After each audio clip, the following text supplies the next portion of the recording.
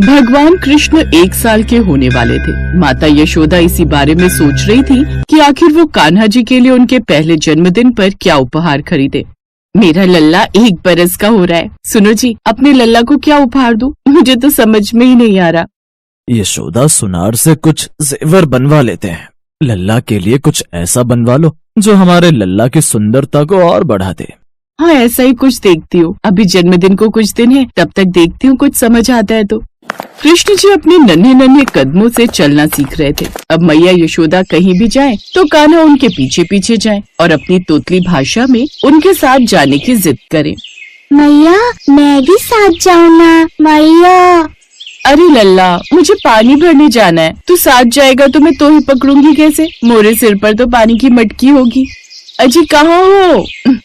लगता है चौपाल पर चले गए। अब क्या करूं? पानी लाना भी जरूरी है। लल्ला, तुझे थोड़ी देर काकी के पास छोड़ दूं?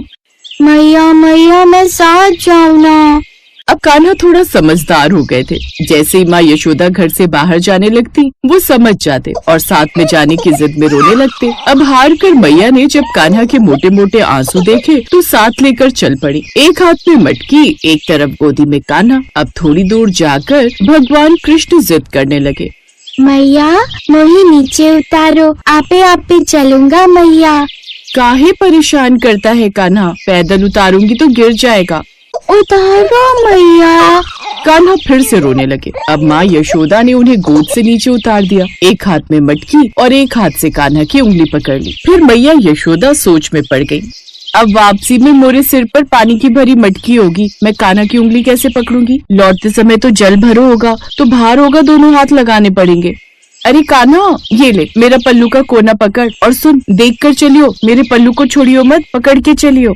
अब भगवान कृष्ण ने मैया यशोदा का साड़ी का पल्लू पकड़ लिया और ठुमक ठुमक कर चलने लगे। जैसे कोई पशु पक्षी दिखता तो कान्हा मैया यशोदा का पल्लू खींच देते। मैया समझ जाती कि कान्हा रुक गया है। भगवान कृष्ण की बाल लीला का आनंद गोकुल की गोपियां अपने घर की खिड़की से झांक झांक कर देखती। उन्हें पता होता था कि रोजाना इसी समय भगवान कृष्ण मैया यशोदा के साथ उनका पल्लू पकड़कर इधर उधर इठलाते हुए निकलेंगे। अरे देखो तो, वो रहा लल्ला, कितना प्यारू लग रहा है। मन तो कर रहा है इसे अपने हृदय से लगा लूं, अपने आंचल में छुपा लूं।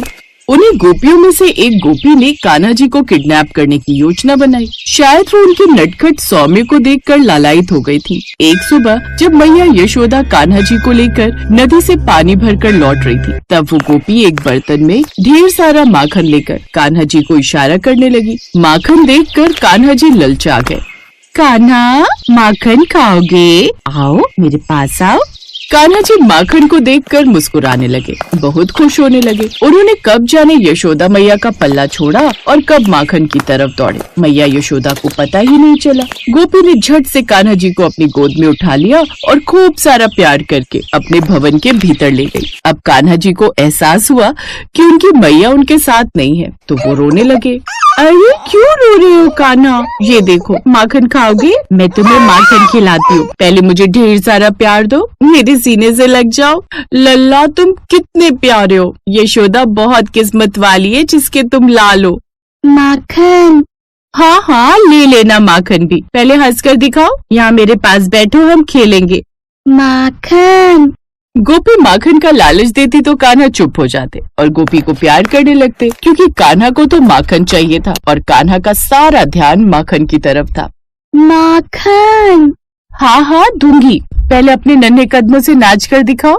इधर गोपी कान्हा को रिझा रही थी, उधर मैया यशोदा ने जब देखा कि कान्हा उनके साथ नहीं है, तो वो घबरा गई और जोर जोर से कान्हा कान्हा पुकारने लगी। कान्हा, कान्हा। अपनी मैया की आवाज सुनकर कान्हा बारीक आवाज में मैया मैया पुकारने लगे। मैया मैया। ये आवाज तो मेरे कान्हा की है, ये तो इस भवन से आ रही है। मैया यशोदा इस गोपी के भवन में गई तो कान्हा मैया को देखकर दौड़ा आया और लिपट कर रोने लगा। मैं तो बस कान्हा को माखन खिला रही थी। माखन खिलाना है तो अपने लाल को खिला, मेरे लल्ला को क्यों खिला रही है? बिना बताए मेरे लाल को उठा लाई। अरे तू तो मेरे लल्ला का अपहरण करके लाई है, ऐसे भी कोई करता है? मेरी तो जान ही चली गई थी। अगर मेरे लल्ला को कुछ हो जाता तो मैं तुझे कभी क्षमा न करती। गोपी चुप रही क्योंकि शायद उसने ममता में बहकर सचमुच गलती की थी। वो कुछ नहीं बोली, बस हाथ में माखन का बर्तन लिए कान्हा को मैया यशोदा की गोदी में जाते हुए देखती रही। कान्हा ने भी मैया यशोदा की गोदी से पीछे मुँह करके गोपी को देखा। भगवान कृष्ण भी अपनी मैया की गोदी में आकर चुप हो गए और मुस्कुराने लगे। कुछ देर बाद मैया यशोदा कान्हा को लेकर घर आ गई। उधर वो गोपी कृष्ण जी को याद करते करते रोने लगी। न कुछ खाया न पिया, बस रोए ही जाए। कान्हा ने लीला रची। अब एक कान्हा अपनी यशोदा मैया के साथ था और एक कान्हा गोपियों संग खेल रहा था। अरे शीला, देख कान्हा आ गया। रोना बंद कर, देख कान्हा खुद तुझसे मिलने आ गया। अरे लल्ला, तू अकेले कैसे आ गया? माखन खाना है, मुझे माखन दो ना। हाँ कान्हा, अभी माखन खिलाती हूँ। तुम भी खाओ ना। हाँ, मैं भी खाती हूँ लल्ला। कुछ देर तक कान्हा लीला करते रहे और गोपियों संग इधर उधर खेलते रहे। गोपियों ने कान्हा को माखन खिलाया, उनके साथ खूब खेली। फिर कुछ देर बाद अचानक गोपियों को कान्हा दिखाई नहीं दिया। अरे कान्हा कहाँ गया? अभी तो हमारे साथ खेल रहा था। लगता है यशोदा लेने आ गई होगी। चलो कोई बात नहीं, कुछ देर ही सही कान्हा हमारे साथ खेला तो सही। आज सचमुच कान्हा को हृदय से लगाकर एक अलग सा सुख मिला है। कान्हा हम सब गोपियों को बहुत प्यार करता है। सचमुच कितना सलोना रूप है लल्ला का। मुझे अपने हाथों से माखन खिलाकर गया है जैसे अपनी मैया को खिलाता है। अब मुझे किसी भी वस्तु की कोई लालसा नहीं। कान्हा ने मेरे हाथों से माखन खाया, मुझे खिलाया, मुझे सब कुछ मिल गया। कान्हा ने गोपियों के उदास चेहरों पर खुशी ला दी। इधर मैया यशोदा कान्हा को गोपियों से बचाने का उपाय सोच रही थी। मुझे कुछ तो सोचना ही होगा, ये बहुत गंभीर बात है। बताओ तो, गोपियों ने मेरे कान्हा का अपहरण ही कर लिया। अगर कुछ हो जाता मेरे कान्हा को तो? कितना रोया मेरा लल्ला। मेरे लाल, तू चिंता मत कर, तेरी मैया अब उन गोपियों को तुझे उठाने नहीं देगी। मैं गोपियों पर पूरी नजर रखूंगी जब भी तू मेरे साथ जाएगा। मैया माखन। हाँ हाँ, अभी देती हूँ। अरे तुझे यहाँ माखन की क्या कमी है लल्ला, जो तू माखन के लालच में गोपियों की तरफ खींचा चला जाता है? जब भी माखन खाना हो मुझे बोला कर। उन गोपियों की तरफ मुंह घुमाने की कोई जरूरत नहीं। चुपचाप यहाँ बैठ जा, मैं तेरे लिए माखन लेकर आती हूँ। जब देखो इधर उधर भागता रहता है।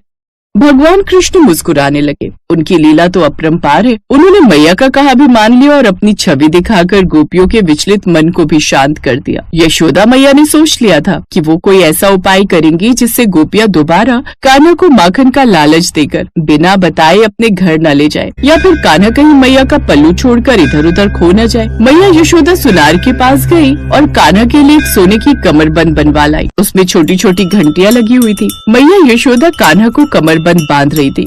अब देखती हूँ मेरे कान्हा को कोई कैसे अपहरण करके ले जाता है। अरे यशोदा, तुम कान्हा के लिए ये कमरबंद क्यों बनवा कर लाई हो? अरे गोपियां बहुत शरारती हो गई हैं। कान्हा को बिना बताए उठाकर ले जाती हैं और माखन का लालच देती हैं। अब कान्हा की कमर में ये घंटियां बंधी रहेंगी तो कान्हा जहाँ भी जाएगा ये घंटियां बजेंगी। अगर घंटियों की आवाज आनी बंद हुई तो मैं समझ जाऊंगी कि कान्हा ने मेरा पल्लू छोड़ा है। विचार तो बहुत अच्छा है। इसे पहनकर कान्हा कितना सुंदर लग रहा है। कान्हा जब चलता है तो घंटियों की आवाज भी होती है। अद्भुत उपहार है ये हमारे कान्हा के लिए।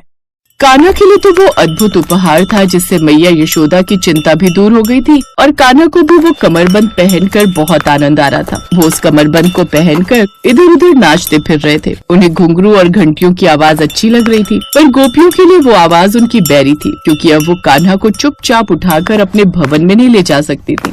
अब तो वो दूर से ही कान्हा को देखकर संतोष कर लेती थी। ऐसा था अद्भुत प्रेम गोकुल की गोपियों का, जो कान्हा का एक प्रेम स्पर्श पाने के लिए बड़ी से बड़ी भूल भी कर जाती थी। साक्षात नारायण के अवतार भगवान श्री कृष्ण अपने भक्त गोपियों की इस भूल को उनकी भक्ति और प्रेम समझते थे और लीला करके उन्हें दर्शन देते थे। इसीलिए तो आज भी जब भगवान श्री कृष्ण की लीलाओं का वर्णन होता है तो गोपियों को भी सर्वश्रेष्ठ स्थान प्राप्त होता है।